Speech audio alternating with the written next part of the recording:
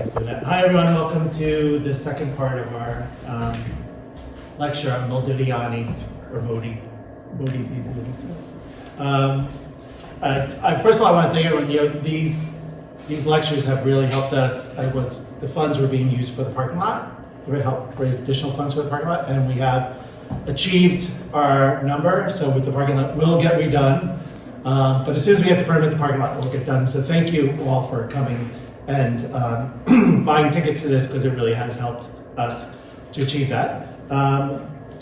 This will be our last lecture till fall, and then Charlie has some interesting stuff that he wants to do his lecture on in the fall. But I think you should also tell them about the Discovery Channel, which I think is really interesting. Are you allowed to? Yeah. So I wasn't sure if that was a secret or not. I just got contacted and signed on for an episode for Expedition, what's the name of it, on Discovery Channel.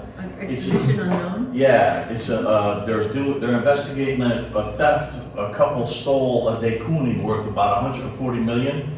A couple of school teachers that decided they wanted it for their house. So it's really an interesting story, because after they died, the estate got rid of it and sold like a lot of things they thought was worthless. They had it in an old $1 frame.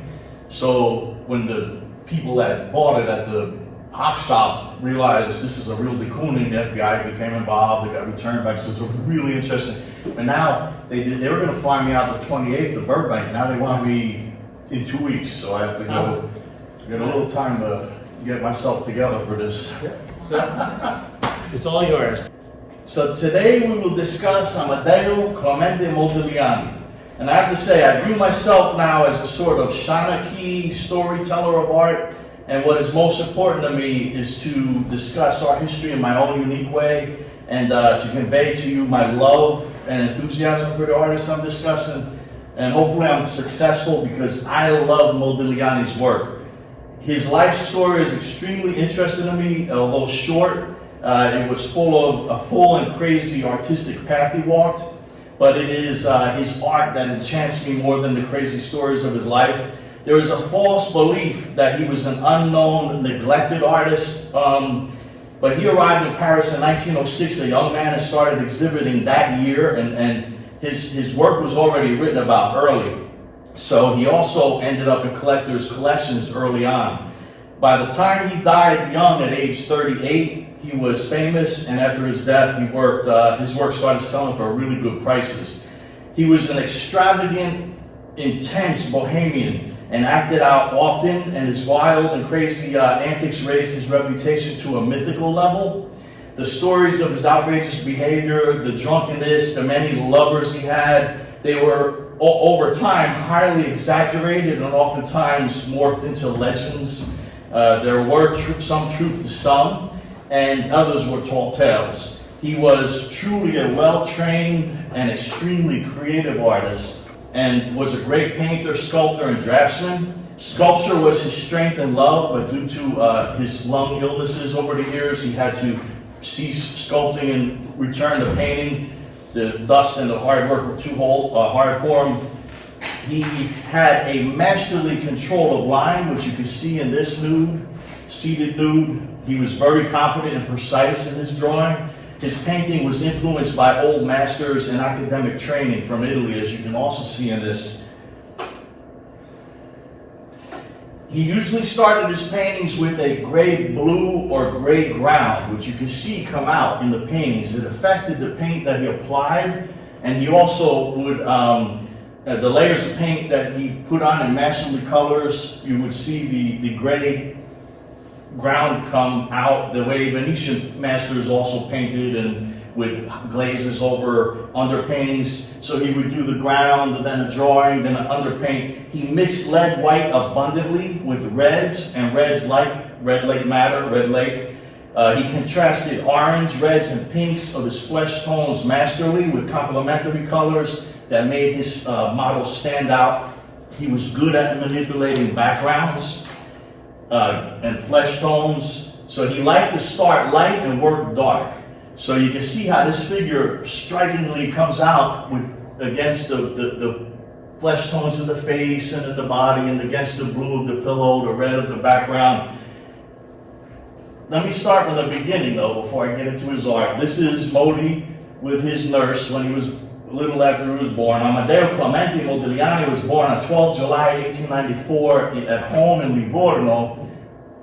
I visited here. It's a very beautiful town. It's a large town in the region of Tuscany on the west coast. It was a beautiful environment to grow up in, as you can see.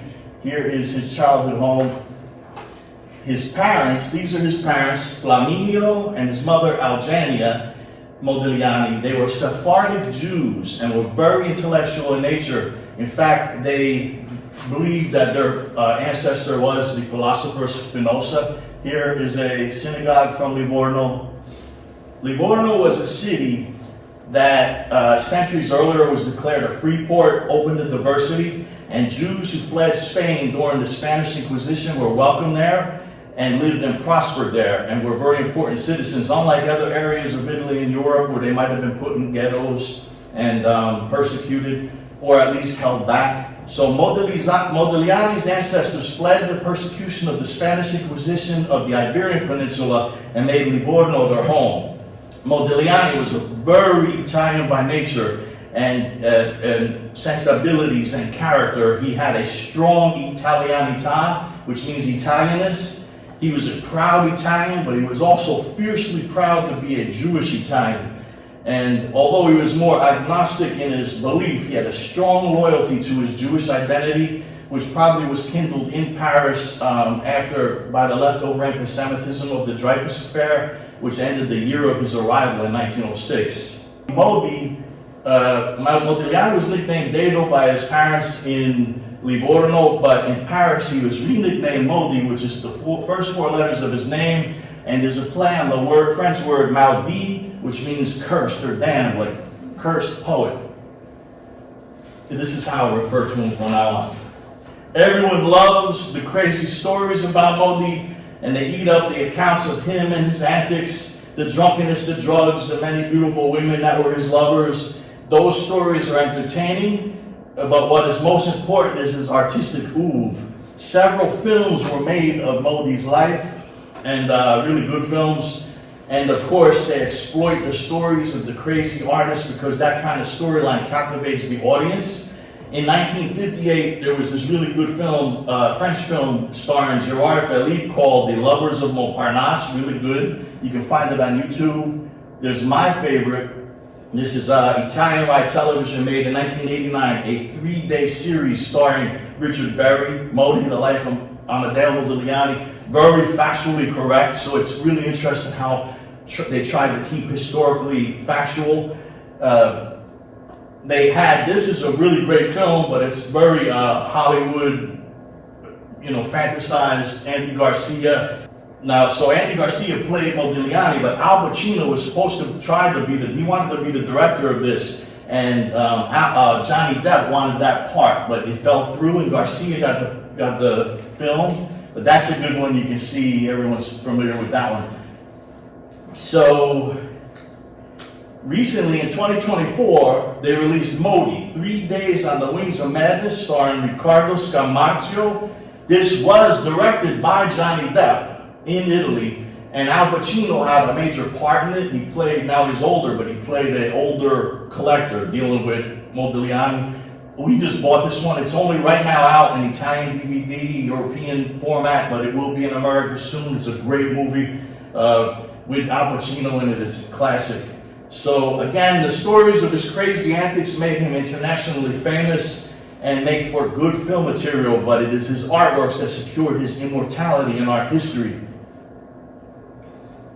This is The Cellist, painted in 1909. This is very important, this painting, and you start to see Modi's technique developing in this. He really was inspired by human beings and people in his life. He liked to have a living person in front of him while he was working. People inspired him. I believe it's important to know what went into Modi's mind, life experiences and intellectual growth to understand his artistic growth. Modi had a sophisticated mind. Everything you see in artworks such as this is the result of everything that he experienced and saw and observed since he was a young child. And keep in mind, he was academically trained in Italy before being exposed to modern art in Paris. So the formation of an artist's mind, such as Modi's, is like a pot of good ragu bolognese.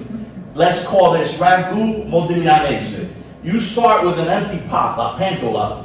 This pot is the mind at birth. And add many good ingredients, your experiences and education and all you do in life. And you slowly cook and you slowly stir over the low flame, and over time you get something really delicious. This ragu modiglianese was started with growing up in an intellectual environment in Tuscany, which had a great artistic heritage as the Sienese painters. He loved the Sienese. This is Duccio di Buoninsegna, The Raising of Lazarus from 1311, and he was also greatly influenced by the Florentines, of course. Modi loved portraiture and was dedicated to portraiture, and such as Filippino Lippi, Portrait of a Youth from 1485. So Modi's maternal grandfather, Isaiah Garcin, was an intellectual and was an art lover and was a great influence on his early development. He discussed philosophy and literature, read poetry with Modi, who, even though just a small child under 10, was never bored with this. And the grandfather took him to Livorno to show him the Duomo there and the churches and the museums and the local museums. And Modi saw at a young age, Ghirlandaio, Titian, Caravaggio, Murillo, Dora, all the greats. So more ragu, no? And Modigliani, Modi read voraciously all his life. His Aunt Laura read philosophy, the philosophy of Nietzsche to him at an early age, and many poets like Dante, Gabriele D'Annunzio, as well as the great Dante, Petrarch, Leopardi, Carducci, Ariosto. So he was thoroughly Italian in his artistic development. He also was drawing incessantly. This is the young Modi as a school kid. Modi's mother was born and lived in Marseille, France, so she taught him French at a young age, started teaching him French at a young age. So when he got to Paris, he had an advantage on the other immigrant artists, like Picasso, who never really learned French well. He fit right in a little better with the language. She also instilled a love of literature in him. So Modi grew up a pampered little Italian boy and in a loving and extremely intellectual environment. He was also sickly and frail child and contracted typhus with several lung complications at an early age. And in 1895, at age 11, he developed his first serious malady, which was pleurisy. But he was already passionate about art and dedicated his art to life. And at age 14, he had to stop going to school, and he stayed home and drew all day. And his mother noted in her diary, Modi paints every day and all day with a sustained enthusiasm that amazes and enchants me. And that word enchanting sums up this man and his personality and his persona, because he had a mystical power of incantation over people, and he had a charisma that won people over. So his first teacher was Guglielmo Michele, a Macchiaioli from Livorno. This is a self-portrait by Michele. Probably not the greatest artist in the area, but definitely was probably one of the greatest teachers he could have had, and did a really good job. He was a student of Giovanni Fattori, the best well-known Macchiaioli painter in Italy, who was also from Livorno. So there was a lot there at the disposal of this young artist when he was growing up. Here is an early portrait that at like age 15 that Modigliani did of Michele's son, to show you some of his early student works. And a student work sold in 2015 for $137,000 at Bohemia. Here's a really great power of catching the sitter's personality and his line. Here is a self-portrait done by Fattori, and here are some paintings. The bosco of the woods, some oxen. So this is what Modigliani was looking at also now as a young art student. And here is Modigliani with Fattori, all happy with the master. Fattori visited Michele's studio often, and he really was fond of Modigliani. Here's him as an art student, again about 15 with other art students. So Modi would have looked at the divisionists who were inspired by Seurat and the pointillist, and would have definitely seen The Fourth Estate by Giuseppe Palizza, the Volpedo, done in 1898. So it was a scene of social justice with workers walking off the strike, which back then this was actually a serious statement for an artist to make. Modi's oldest brother, Emanuele Modigliani, was a socialist politician who eventually was elected to the Chamber of Deputies in 1913 and was well known around Europe, and they would have definitely been familiar with his work. The Macchiaioli were the most interesting artists in 19th century Italy. They were directly inspired by nature and light and went around the countryside painting people and farmers and their animals, and used light and color similar to their French cousins, the Impressionists, but although they developed before the Impressionists, they never received the same attention, even today. But Modi learned from these men, more Macchiaioli by Fattori. So like the Macchiaioli, Modi went around the countryside painting in the open air and looking for inspiration directly from nature and people. People inspired him. He loved people. Michele pushed Modi to travel to Florence, more ragu here, like the ancients did, and see many of the works, especially Masaccio. So in 1899, after a bout of typhoid, his mother took him to Florence to hope he would recuperate. She believed he'd get better there as he was getting better. And here is the tribute money in the Church of the Carmine of the Brancacci Chapel in Florence. This was done in 1425 by the tribute money by Masaccio. All artists, including Michelangelo, made the pilgrimage to this chapel to sketch and learn, and now Modigliani was doing the same at the advice of his teacher. Here's the inside of the chapel. And this is Masaccio's Lamentation of Christ, done in the 1480s. And here he uses foreshortening and perspective in a masterly way. And Modi saw these works and absorbed saw other crucial works and other great artists as well, and absorbed and assimilated and learned from this. Michele also told him to go to Pisa. There's the Leaning Tower, to see the Campo Santo Monumentale, which is a cemetery attached to the Duomo area. And there he told him to look at Triumph of Death, Trionfo di Morte, Bonamico Bofalmaco, which is, there's three large paintings in this series. And you can see people rising from the cemetery and being taken off by either demons or angels. So he started to really see a lot of interesting work. And Michele told him to also go to Florence. He suggested he go to Florence, go right to the Duomo in Florence, and to view the sculptures, because Modi told him he wanted to be a sculptor. He's famous for his paintings, but he always felt like a sculptor, just like Michelangelo. And Michele told him there was an excellent sculptor inside this Duomo, Tino di Camaino, and from the 1300s. And these experiences helped him discover a naturalism and reality in Western art. And you'll see the eyes, the nose, the form of the face, and the gestures in his work, in his painterly work, in which he filled the forms in as sculptural. Often he filled his face as a sculptor when he was forced to paint due to health reasons. So September 1900, he comes down with tuberculosis. Eugenia brings him to southern Italy.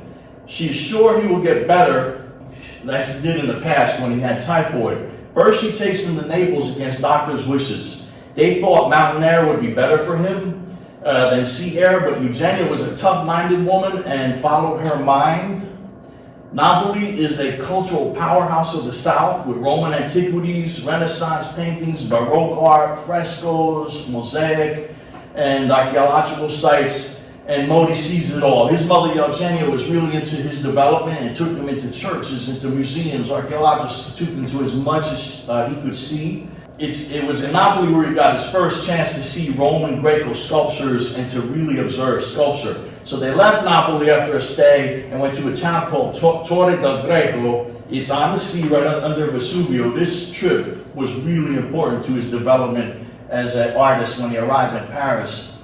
She then took him for a stay in beautiful Capri. Here's Capri. Modi was a young and very handsome and charming young man, and he ran around every night with too many young ladies for Eugenia's liking. He's only about 16. She really wanted to protect his virtue at that young age, so she flees with him from Capri and goes to beautiful Amalfi. Here is gorgeous Amalfi. Again, he is immersed in beauty. So again, Ragu Modiglianese. Now he is really experiencing Italy and beauty and art. A lot of good stuff went into this Ragu already. He was a Tuscan and had the influence from the modern Macchiaioli and the Sienese painters, the Florence Renaissance, as well as the Venetian greats. Now he was in southern Italy, experiencing all that the South has to offer. Not only the sun, the warmth, and good food, but archaeological sites and churches and museums. There is a tendency among artists, Italian artists, to absorb the sun and the soil and the sea of the South, where the sun is symbolic of eternal love, and the land and the air and the sea emanate the energy of thousands of years of the peninsula's heritage and creative force. So without a doubt, Modigliani was the product of the Italian peninsula. This is what he was looking at as a young man. They left Amalfi and went to Rome, and then eventually to Florence and Venice. So they did do a huge trip for years, him and his mother. He looked at the Pantheon. He saw everything in Rome she could bring him to. The sculptures of Bernini, Piazza Navona, the Colosseo. Then he really got to experience the eternal city. So he spent years developing his aesthetic senses and conducting what he referred to as this young age. He already referred to it as his research work of the old masters. He was then off to Venice, and this is the church tower of the Campanile of St. Mark's. Just before he arrived there, it collapsed. I don't know if people know, but the tower collapsed. Here's a photo of it collapsed, and he got to see them start to slowly reconstruct it. This very historical moment. They also inaugurated the 5th Venice Biennale, the Biennial, in 1903 while he was there. So he got to experience this biennial and see all these artists and artworks he would have never seen before. Now he was really experiencing and looking at the Venetian old masters.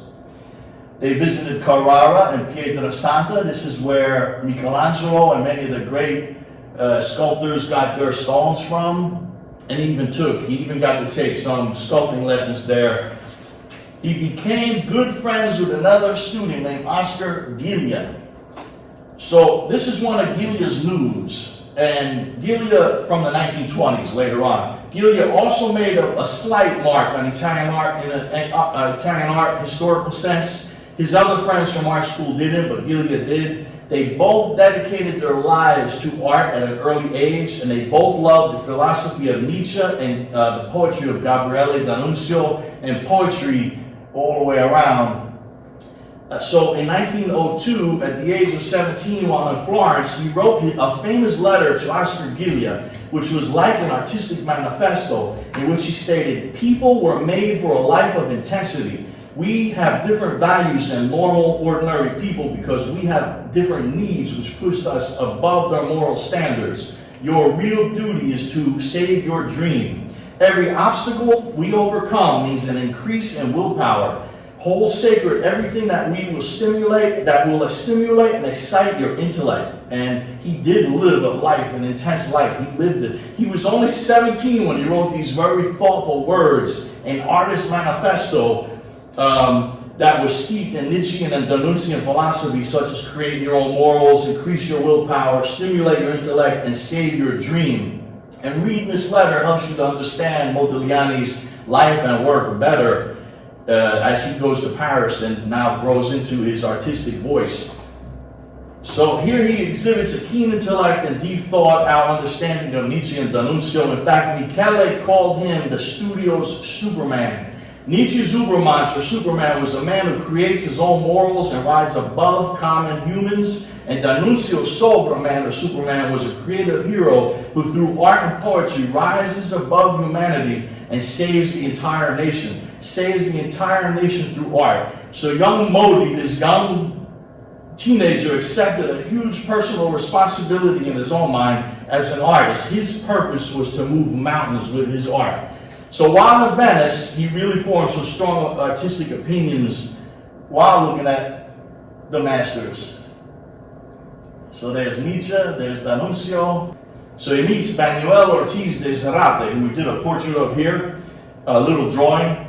he tells him all about the art scene in Paris. And Modi starts dreaming of living there. The Parisian seeds of wonder are planted in his mind.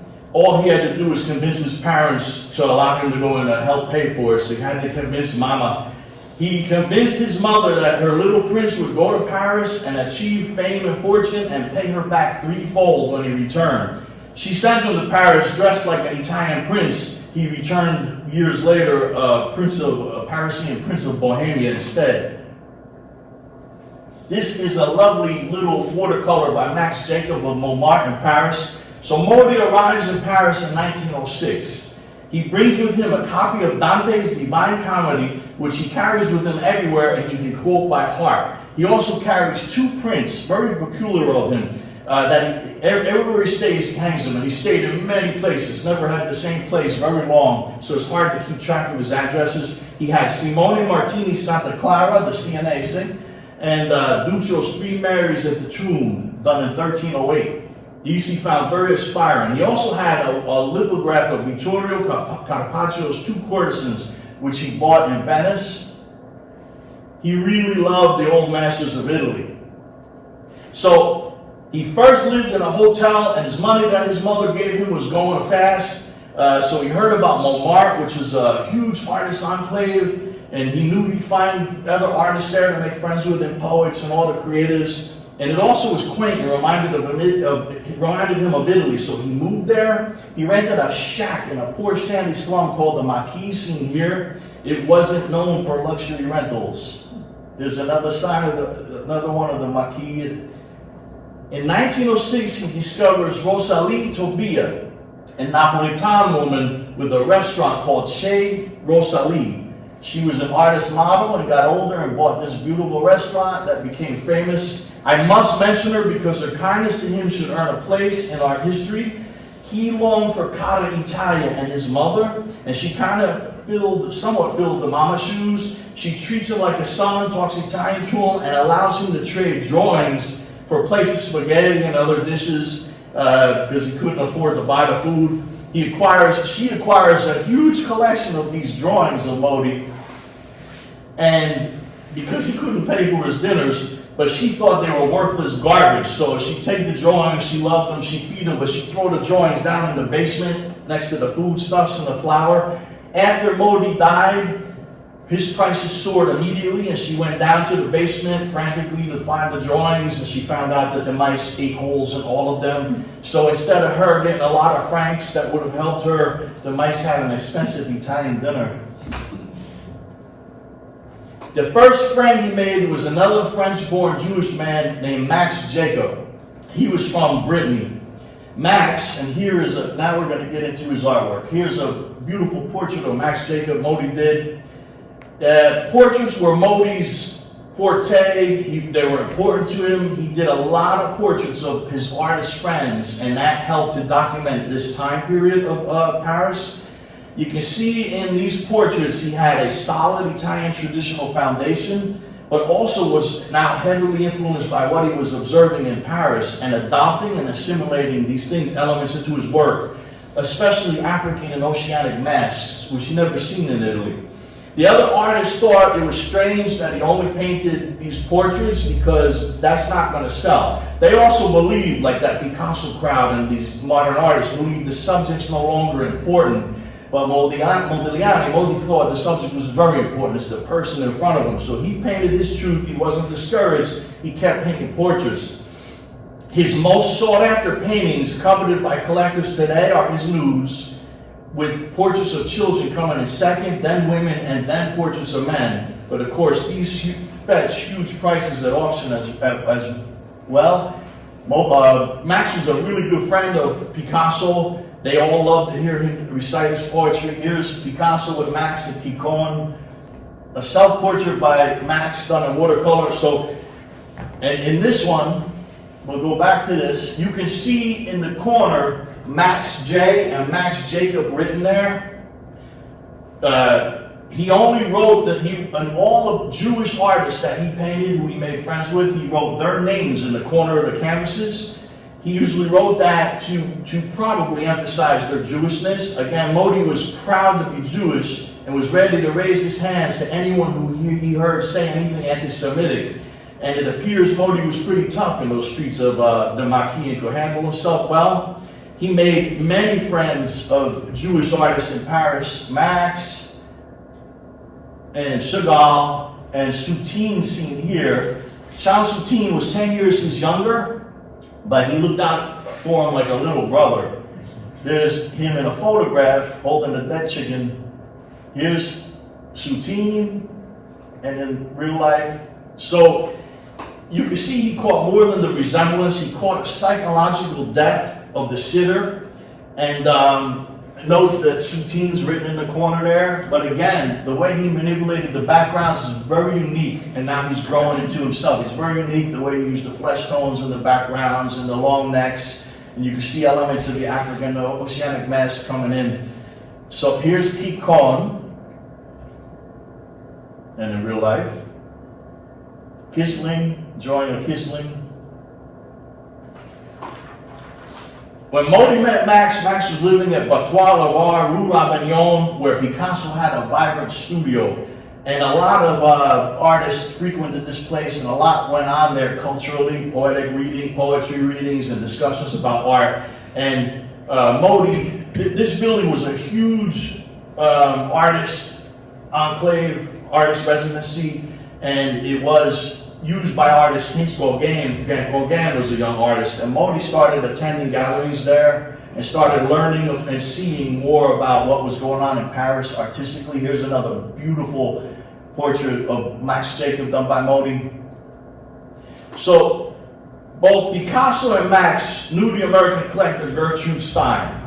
And Stein didn't like Max or Modi either. Picasso didn't really like Modi either. But Stein didn't like Max, which is problematic, being that her and her brother were the two American collectors with suitcases full of money buying everything up. But Modi was too extravagant and crazy for her. So many of the antics people recount are historically factual, but his legend as an artist, maudit, grew larger than life, and many stories you hear are just myth. He would indeed draw people in the bars. He did this his whole life there. He'd draw people in the bars and trade the drawings for drinks. He would eat dinner often. He'd eat dinner, eat the whole dinner, then get up and take off all his clothes naked and start screaming, so they throw him out before they asked him to pay. And one night, for an example, at a New Year's Eve party, they were eating hash pills, getting really high, and he read a poem about fire. And they were so inspired by the poem and the hash that they set the tablecloth on fire and it destroyed the room. And he'd receive money and spend it the day he received it on all his friends and buy them drinks. And then he'd go for days without food.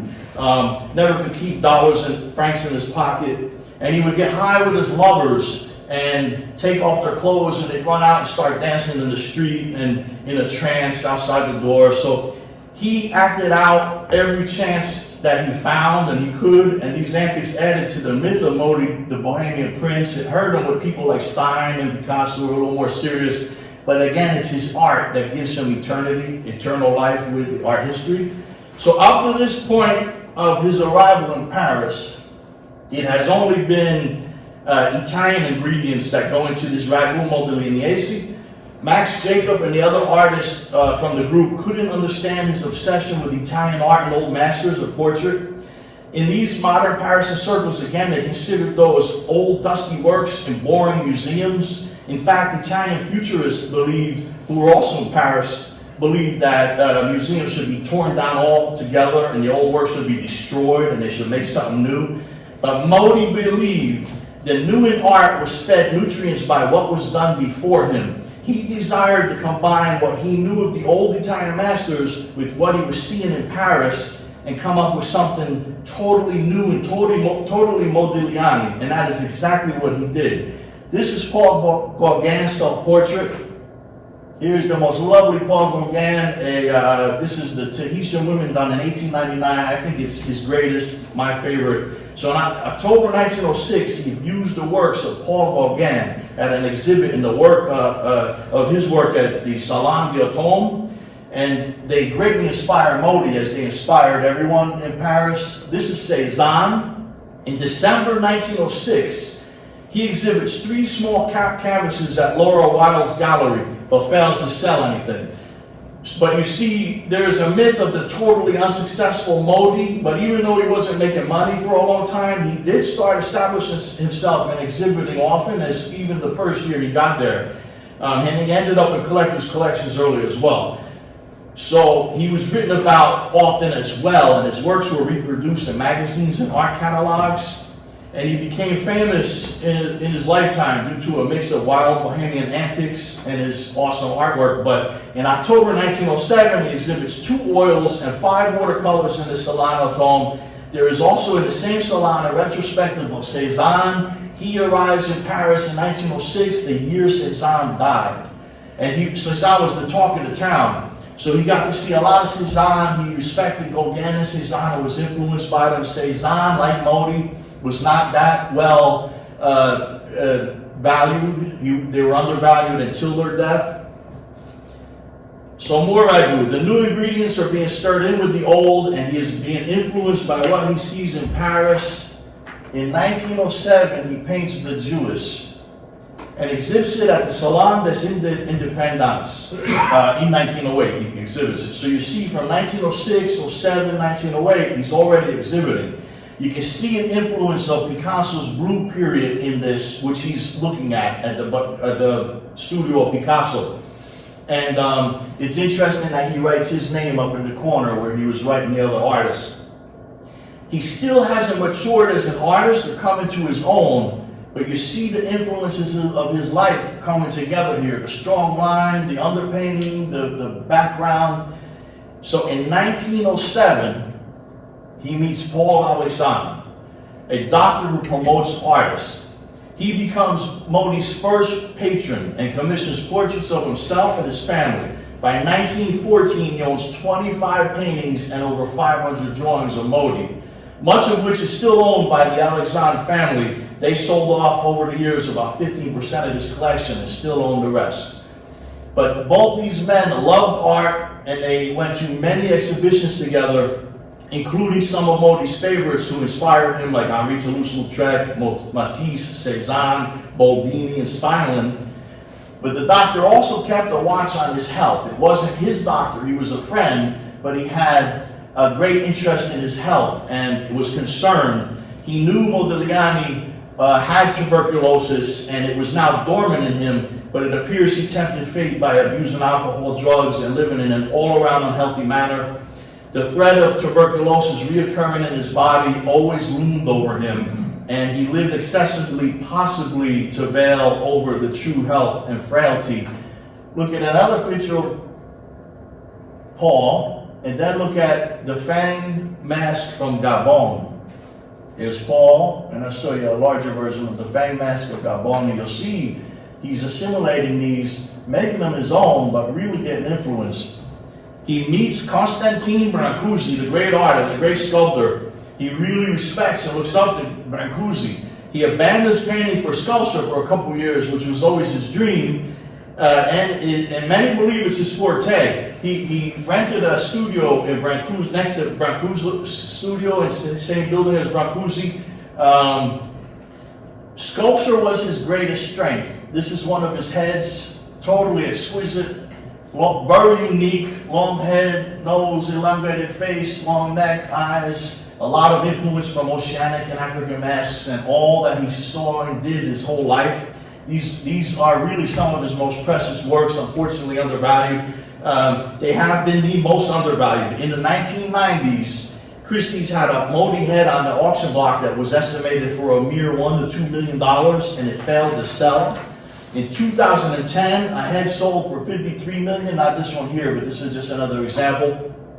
$53 million in 2010. Another head sold in 2014 for the same price of $53 million, but these still don't compare to his nudes, like the one Christie sold in 2015 for $170 million. So very undervalued. His most important works, he thought. Here's another head. So look at the influence he is absorbing and assimilating, all the wonderful artistic influences he's seen in Paris. Many question the elongated faces and the lack of finishing eyes, or painting one eye open, one eye closed, the long necks. But it's just that he's developing what he was experiencing and seeing his whole life. Also, the question of the long necks is in the sculpture, as in these paintings. This one he did of a young lady, and here's one he did of the love of his life, when he finally found true love, Jeanne Hébuterne, long neck. And here, Madonna with the long neck by Italian mannerist Parmigianino, done between 1535 and 1540. So you can see he has absorbed a lot, and he's grown, and was so dedicated to making something totally new in himself. He never followed the Cubists, he never followed the Favists, he never followed the schools. His school was Modigliani. From 1911 to 1913, he did a series of caryatids, watercolors and drawings. Besides being a painter and a sculptor, he was also an excellent draftsman, and collectors and museums desire all three categories today. And you can see here an influence. Look at that, and then look at this Khmer art from Cambodia. And here's another lovely caryatid, not discussed as much as they should be, in Khmer art from Cambodia. So Kissling introduces Modi to Zborowski, an art dealer. They call him Zibo for short. He was a poet and a brilliant young art dealer. At a young age, he became an art dealer. He was good at meeting people and introducing himself and making networking. Here's portraits by Modi and the real Zibo. So Modi starts a series of nudes. He did 22 reclining nudes and 13 seated nudes. He painted all of these nudes between 1916 and 1919. I believe these are the most exquisite works he did, and so obviously do the collectors, because when you see what the prices they're willing to pay for them, but they're breathtaking, they're sensitive, and they're totally Modigliani. I mean, this is, now he's reached his level of, if you wanted to use the word genius. He does 35 canvases, most of which are painted in Zibo's apartment. Zibo paid for the apartment, and he also supplied the models and the art supplies. Zibo convinced Modi he couldn't only paint portraits. As his dealer, he said, we can't only sell portraits, they're not sellable. They're not big sellers. So he paid the models to pose for him to paint the nudes, but this was the start of something grand in the history of art. Being pushed by your dealer, getting input from the dealer and listening and doing your own thing, of course. But in a few months, Modi had an explosion of creativity, and this is the perfect example of that good relationship between art dealer and artist that works and produces something significant. He created a series of nudes that are stunning and exquisite and are some of the best nudes in the history of the 20th century. Zibo organizes an exhibition of nudes in December 1917 at dealer Bert Weil's gallery, Gallery B. Weil, and this is the poster from it. This was Modi's first and only solo exhibition. He never had another. This was his first and only solo exhibition. It consisted of 36 works, including these lovely portraits, Zibo, a nice lady, 36 works.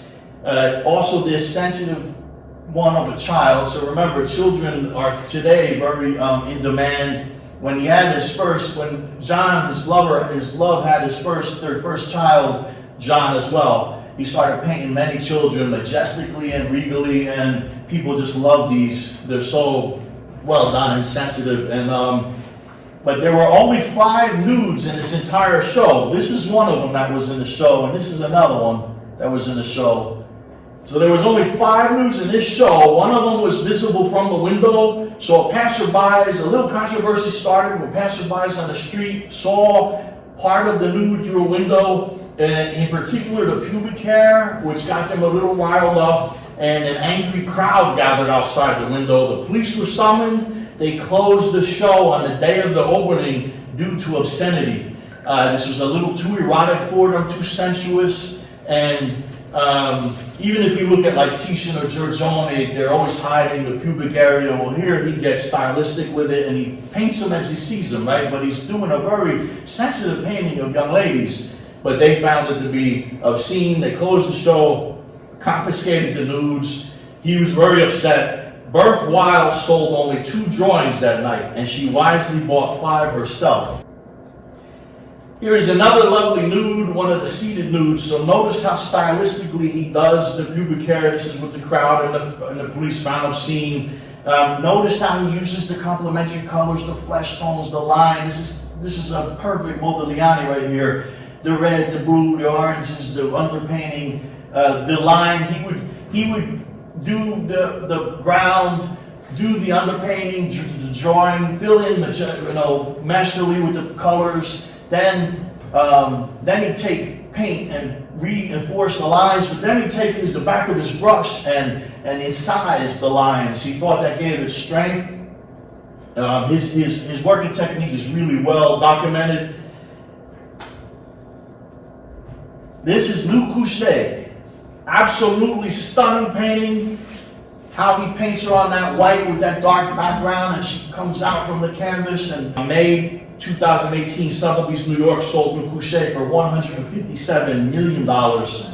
So the police found it obscene, the collector found it worth $157 million years later. One of the only nudes that Modi shows the entire body, the others are cropped. He was good at composition, he cropped strategically. Like this one, you can see all the elements of Modi in these nudes. Beautiful nudes, beautiful backgrounds. So I took this photo in the National Gallery of Modern Art and Contemporary Art in Rome. It's a sculpture of Cleopatra done by Alfonso Balsico in 1874. There's a nude Modi hanging in the background there. There's also the pieces right there, one of my other favorites. But this whole room was stunning. The curation was amazing. I love the curation, especially this Cleopatra in front of the Modigliani is great curation. That Modigliani was done in 1919, one of the last ones to be done. Remember that I said Modi had a brother named Giuseppe Emanuele Modigliani. That brother became a prominent leader in the Italian Socialist Party. He also became an aggressive enemy of Benito Mussolini. So during Mussolini's reign, museums in Italy didn't buy many Modiglianis, because having that name attached was dangerous or not likable. As a result, Italian museums did not acquire many artworks of Modi. The painting, sculpting, sculptures, and drawings were more available and at lower prices during the 1920s and 30s, but the political taboo of the name Modigliani kept museums from collecting his artwork, and as a result, there aren't that many Modigliani works in the Italian museums, as I'm sure they wish they had today. And due to the current prices, I'm not thinking they're going to buy anytime soon. This reclining nude, one of his greatest nudes, sold at Christie's in 2015 for $170 million. Broke record prices. Here's the inside of Christie's the day it was selling. And I know that it was exciting in there. It must have been such a buzz of excitement among everybody, especially before, during, and after. And here are some more beautiful nudes. Reclining nude, beautiful backgrounds. It kind of has the same couch because he was in the same apartment, the one Zibo supplied to him. Seated nude, very lovely. Another reclining, look at that face, very well done body, and that face is very influenced by the sculptural or the masks.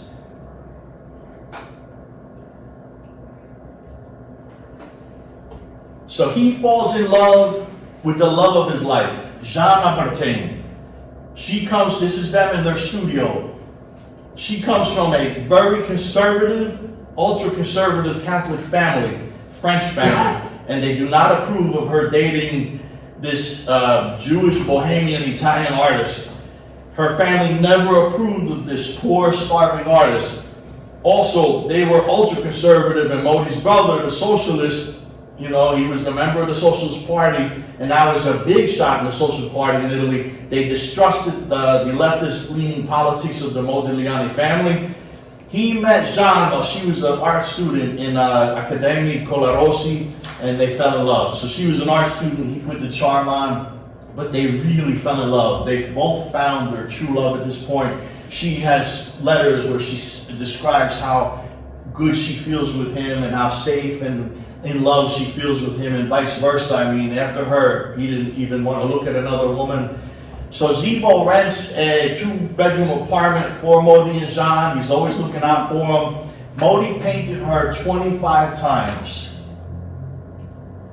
So he did 25 portraits of Jeanne, always clothed, never nude, because as an Italian, he was too jealous of his lovers to show them to people nude. Picasso had sort of the same jealous tendency as a Southern Spaniard. Here's her in real life. A beautiful, sensitive portrait of Jeanne. Here's her, beautiful as can be in real life. So his true love inspires new elements in his portrait work. He continues to transform these figures with the figurative elements into geometrical elements, the long face, the nose, the long necks. But you can see the beauty of this person who is dear to him, and you can feel the love. Now this, she did of him. She was a really good artist. They don't show her work enough. There was a San Marino series done where they showed one episode was all her, and her works are pretty good. In this, you can see sort of a sad and tired Modi, and he's getting older. When they met, he was 33, she was like 20. So, but when he died when he was 38, so now his life is kind of tough and he has something to live for, but he's not as successful money-wise. He's successful as an artist. So November 29th, 1918, they had their first child, a daughter named Jeanne, like the mother. By this time, Modi had been exhibited in many cities and nations, including New York and London, and he also was being mentioned by critics in many periodicals in France, New York, and other places around Europe. He is in many collections, and there were even some auction sales. He is finally getting recognized and achieving the success he promised his mother he would achieve. In August 1919, Zibo goes to London where Modi is being exhibited with other artists in the group show.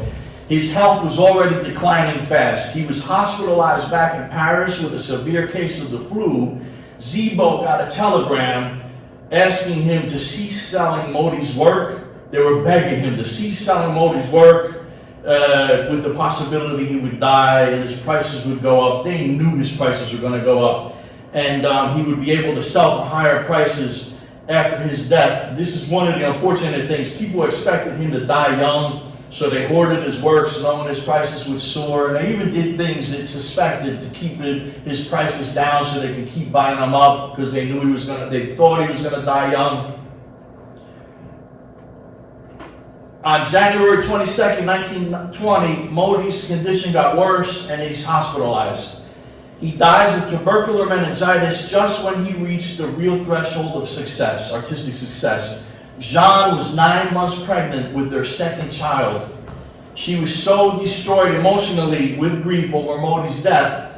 2 days after he dies, on January 24th, 1920, she jumped out of a fifth-story window of her family's apartment in Montmartre. Even though I don't know him, I get choked up every time I hear this or say it. This is their grave. It is a well-visited grave to this day.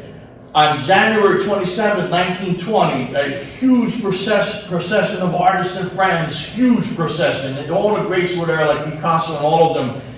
They started from the hospital where he died and walked him to Père Lachaise Cemetery, where he was buried. And Jeanne isn't buried there for several years because her parents refused to lay her next to Modi. Modi's family in Italy, over the years, discussed it with them, and years later they agreed to let them rest together like a married couple.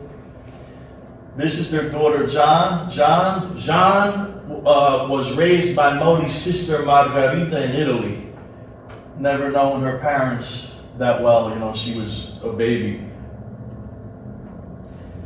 So in 1922, the first museum to buy a work by Modigliani buys one. It's in Grenoble. So 2 years after her death, a museum buys a work. A museum buying your work is big. Bigger than a collector, bigger than... Also in 1922, 2 years after his death, 12 of his paintings were exhibited in the Venice Biennale. The Biennial. Back in 1903, when he was a young art student, he viewed works at the Biennial, the fifth Biennial, with these bright eyes of a student dreaming of being in it. And after his death, he had 12 works in the Biennial. And you can be sure that in paradise he looked down as he was undoubtedly pleased with the finally achieving that true artistic success that is indeed his internal artistic voice. Thank you.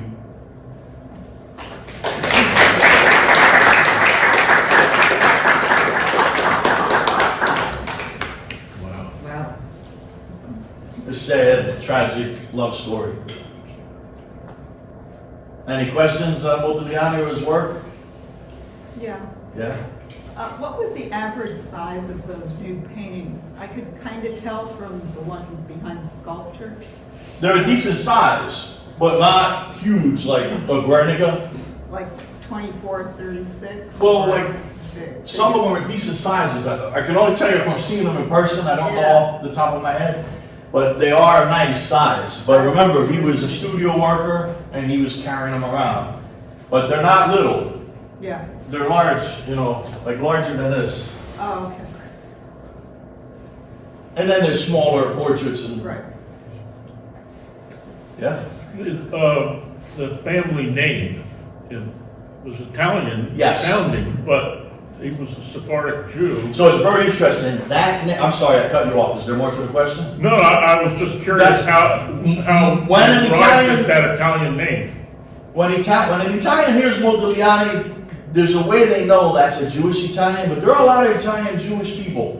And the first Italian Jews arrived during Augustus Caesar, even before Augustus Caesar, as far down south as by Venosa. There's a Jewish cemetery, so it's very interesting. The Ashkenazi Jews are more in Venice, and there are beautiful synagogues to this day. There's about 38,000 Jewish people in Italy. Unfortunately, about 8,000 at least were killed when Hitler took over the north of Italy during World War II. So the population would have been larger. But right now there are about 38,000 Jewish people in Italy. But in Livorno, they came around the late 1500s, the Modigliani family. You know, they passed through France and came to Italy, where they were welcomed, because in that city it was a free port. And it was interesting because there were about 4 synagogues, but that's the synagogue I believe was his. That synagogue was destroyed in World War II, unfortunately, but they rebuilt it, but in bombing. But so the Sephardic Jews mainly landed in Livorno, other Jews as well. And it was, actually I think there were 4 synagogues and they were all pretty Orthodox. So Modigliani would have had a very Orthodox training up to his bar mitzvah. But his family were more intellectual. His mother's side was a little more or less believing and more culturally connected to their Jewishness than the father's side was. But so they can have businesses, they can thrive. They were productive members, like highly respected members of the community in Livorno for centuries. They even could have Christian servants, which they couldn't in other places in Europe. They can have carriages. There's a lot of restrictions that were on Jewish people when they were put in those ghettos. So a lot of people don't realize those early Jewish people that arrived in Italy, like in Rome, where you could get the famous carciofo ebrei, it's the artichoke, the Jewish that they fry, and they also brought with them music. So there's a very interesting musical history in Italy, that Jewish musical history, as well as the Sephardic who came from there. You know, there was a lot contributed. But yes, there's a lot of Italian Jewish people like Carlo Levi. You're familiar? He wrote Christ Stopped at Eboli. One of my favorite writers. But my people are from Basilicata, on one part of my family, so we love Carlo Levi. My friend actually knew him. My friend Filippo Fossati. Carlo Levi did a portrait of him when he was a kid in Torino, in Turin. But Carlo Levi was a Jewish Italian who, and they spelled it Levi instead of Y. So you can tell he's Jewish. But you can tell he's Italian. But he was an enemy of Benito Mussolini, and Benito Mussolini took Carlo Levi and put him in what do they call it? Exilio. Yes, no, you banished from the land. So he was exiled in Basilicata, which was so poor and mountainous that was considered exile. You take a northerner from Torino and put him down in the mountains of Basilicata, but he loved it, and he did wonderful paintings of the people of Basilicata, and they loved him. he went around and met, instead of like hating his life there like Mussolini wanted and the fascists, he loved it. He made the most of it. Yeah. And he painted them. He started painting them. He painted these beautiful, and he wrote the book, Christ died at Eboli, which is interesting because it's Cristo si è fermato a Eboli, which means Christ stopped at Eboli. But it doesn't mean Christ wasn't in Eboli. Cristiano is in the dialect, it means human. That guy, hey, Cristiano la, that guy there. So they said, we're like animals. We're treated like animals down here in Basilicata. We're not humans. Humans are up there. We're here. Human never came here. So we're really interested into Carlo Levi was a serious, and another one, Primo Levi, another Levi from Turin. So there's a lot of Jewish intellectuals in Italy over the years. They even had a prime minister, Jewish, in I think 1906. So I rambled on there, but it's exciting to me because I love Modigliani and I love Carlo Levi, and it just made it all come out. Yes? You mentioned that he read Dante's Divine Comedy. What was the other poet's name that you mentioned that he read? Petrarch? I didn't catch. So Dante, the great Dante, the father of the Italian language, he can quote him. And then Dante is huge. He has the Inferno and the Paradiso, but so, and then Petrarch. So Petrarch was a contemporary of Dante's, and so you had Boccaccio, Petrarch, and Dante, the early poets. And Petrarch wrote a lot of love poems. And then Gabriele D'Annunzio, Giosuè Carducci was another poet, very famous during his time, like a big poet. But the biggest poet of the day was this crazy, wild D'Annunzio, Levate, they call him. And actually really was influenced by, and Levate, D'Annunzio is the one who believed artists save the world, artists rule the world, it's creative force that will save humanity. You know, that's what he was into. Can you say the name again? D'Annunzio, Gabriele D'Annunzio. Gabriele D'Annunzio. Gabriele, like the angel Gabriel in the Annunciation, and D'Annunzio, like the Annunciator. You know, That's all. he's from Le Marche, up by northern Italy on the Adriatic. Pesaro, actually, D'Annunzio, which is interesting because there's a lot of great artwork. Everywhere you go in Italy, these people had these, so like Carlo Crivelli, who I love, was considered a Marche artist, even though he was from Venice. I should do something about Crivelli. Crivelli was so interesting. There was so much going on. Venice sucked all the air out of the room because Venice had the big greats, right? Like Titian, Giorgione, Bellini, but Marche was a smaller, but had a lot going on there. And you had Urbino, the Duke of Urbino, right there, the famous Urbino. And so there was a big cultural, you know, Piero della Francesco and all going on in that area. So that's where D'Annunzio's from. And a lot of his novels are about art. Like, you become a better person through art. That's what they believed, you know. Well-rounded person through art. Modi is his market is very problematic. This I want to share with you because there's probably about 1,000 fakes out there. He's easy to fake, and they started probably making fakes of him as early as the 1920s.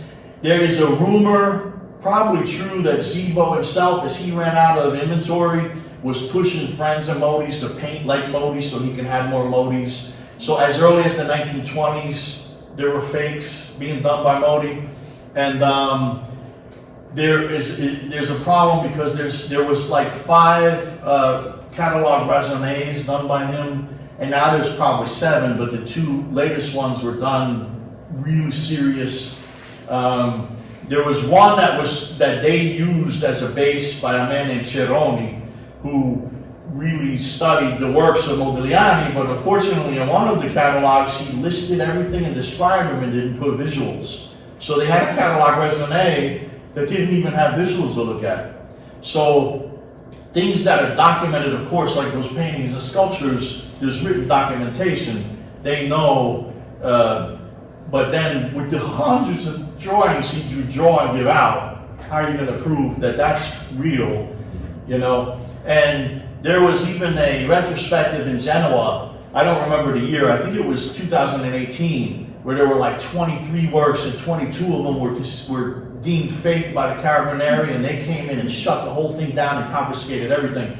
One Modigliani expert from France, it was a really interesting story because he had some sort of power given to him by a judge in France that was respected in Italy, and he could actually declare without getting sued, I think this is a fake, which is a big thing. When you're an appraiser or you're an art expert, they're afraid to say, I think this is a fake, because that collector is going to sue you.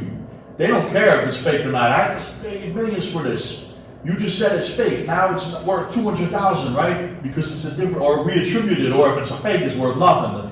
And so this man had this protection from another dispute, legal dispute in France, went in, saw them in Genoa, and went right to the Carabinieri and said, with this authority, I declare these are fakes. Couldn't get sued. He wasn't held liable. They walked in, and the Carabinieri have over 200 art agents. They're experts. They know what they're looking at.